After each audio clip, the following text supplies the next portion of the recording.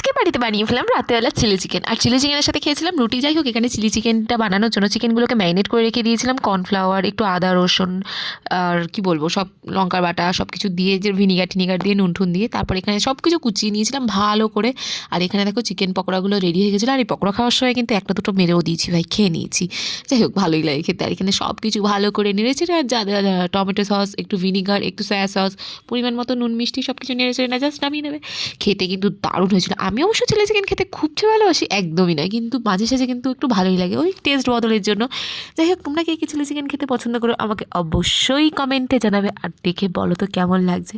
ফার্স্টেই একটা কথা বলে দিই, এই যে চিলি চিকেনটা করেছিলাম এটাতে কিন্তু আমি আলু দিয়েছিলাম। এবার সেটাকে অনেকে স্কিপ করতেও পারো, আমার আবার আলু মানে একটু থাকলে বেশ ভালোই লাগে। আর যারা যারা কখনো আলু এরকম চিলি চিকেনের মধ্যে দিয়ে ট্রাই করোনি, জাস্ট একবার ট্রাই করে দেখো, দারুণ হয় খেতে। আর এখানে দেখছো যখনই ক্যাপসিকামটা বললো, জাস্ট একটা আলাদাই কালারটা চলে আসলো। যাই হোক, ভিডিওটা ভালো লাগলে লাইক করে দিও।